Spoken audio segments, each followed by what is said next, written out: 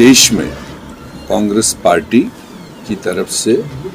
ये press conferences का आयोजन हो रहा है। इससे पहले लगातार 22, 23 और आज तीसरा दिन है, तो देश के तमाम हेडक्वार्टर्स पर तो है ही, मगर बाकी जिला हेडक्वार्टर्स पर भी पिछले 3 दिन से लगातार प्रोटेस्ट्स हो रहे हैं, मार्चेस हो रहे हैं और मेमोरेंडम सबमिट किए जा रहे हैं जो राष्ट्रपति के लिए हैं थ्रू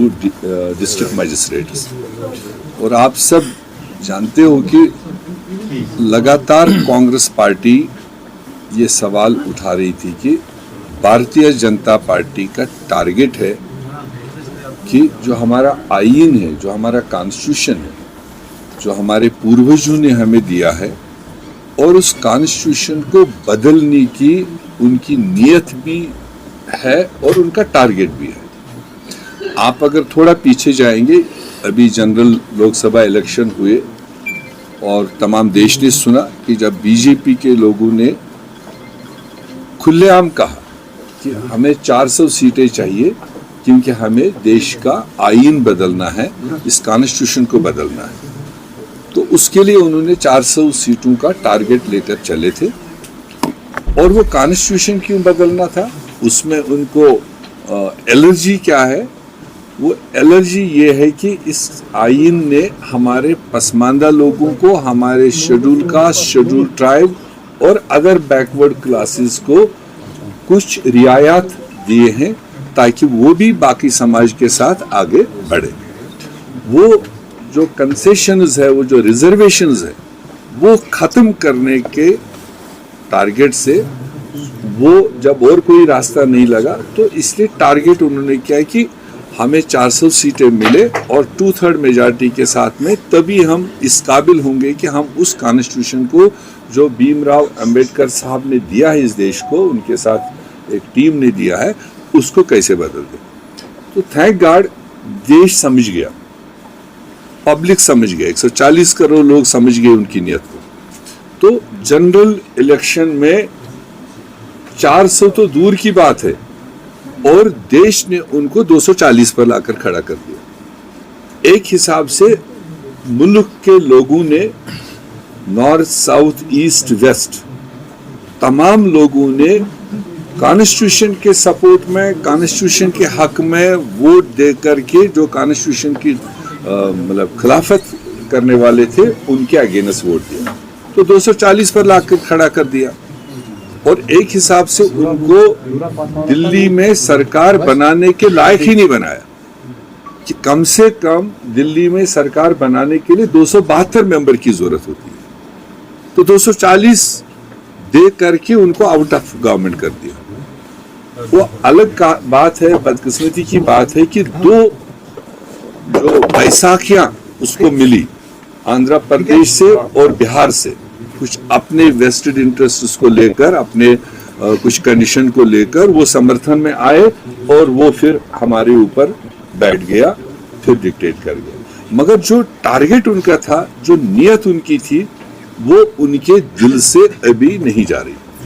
जिसका आपको अभी हाल ही में 1 हफ्ता पहले लोकसभा और पार्लियामेंट में दिखाई दिया।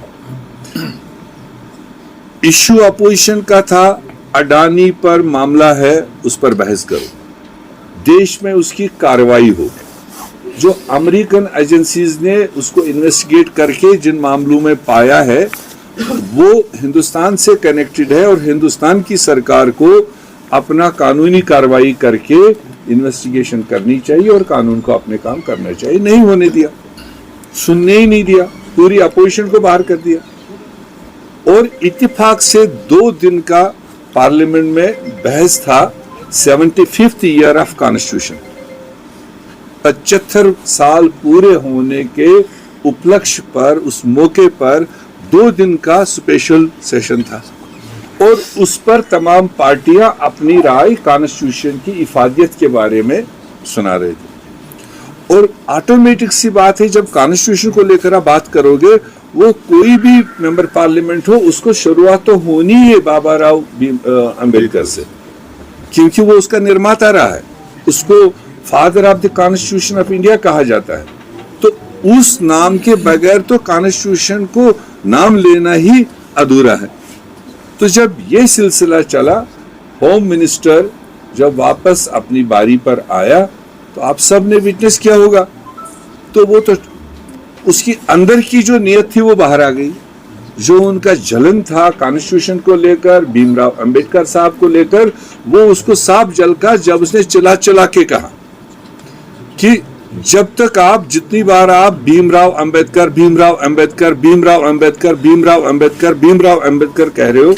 इतनी देर आप भगवान भगवान भगवान कहते तो आपको 7 जन्मों तक स्वर्ग मिलता। तो आखिरकार उसका अंदर का जो हिना था, जो जो जो नफरत थी, जो उसकी जलन थी, वो बाहर झलक गई। तो जब उसने as a home minister, father of the constitution, उनको डिसरेस्पेक्टफुली और उनको इस तरह से उन्होंने पेश किया,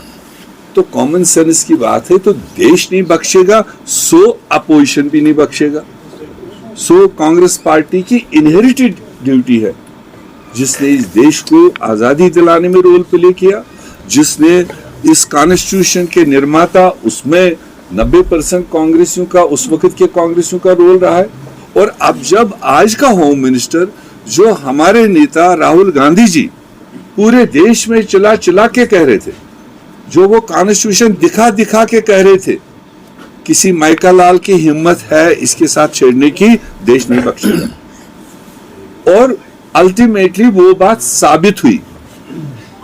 कि कितना इनको नफरत इस चीज से है। तो वो कह गए और उसको लेकर के पूरा देश और पूरी कांग्रेस पार्टी, पूरा इंडिया गठबंधन इकट्ठे मिल करके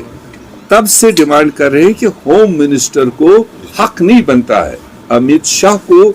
इस देश का होम मिनिस्टर रहने का कोई हक नहीं। क्योंकि जो होम मिनिस्टर की कुर्सी पर है, जिसको आईन का तहफ्फुज देना, आईन के तहत में देश को चलाना है, जब उसके मन में ही आईन और आईन बनाने वालों के खिलाफ इतना नफरत है, तो वो कैसे इंसाफ दे सकता है। तो इसलिए हमारी लगातार, वो चाहे प्रोसेशंस है, चाहे मार्चेस है, चाहे प्रेस कॉन्फ्रेंसेस है, ये एक अभी शुरुआती पड़ाव है। और पूरे देशव्यापी हमारी डिमांड है कि अमित शाह जी को देश का होम मिनिस्टर रहने का कोई हक नहीं है, कोई अधिकार नहीं है, और उसको इस्तीफा भी देना चाहिए, या राष्ट्रपति हमारी जो है उसको अमित शाह को बर्खास्त करना चाहिए, और उसके बाद भी उसको देश को माफी मांगना चाहिए। ये 2 हमारे मुद्दे कि वो डिजर्व नहीं करता है होम मिनिस्टर ऑफ इंडिया, इस्तीफा देना चाहिए उसको या इस्तीफा लेना चाहिए उसको, और देश से माफी मांगना चाहिए। ये हमारा आज का सेंट्रल आइडिया है, जिसको लेकर के पूरा देशव्यापी आप लोगों के माध्यम से ये बात कांग्रेस पार्टी, इंडिया अलायंस अपना जोरदार तरीके से उठाने की कोशिश करती है।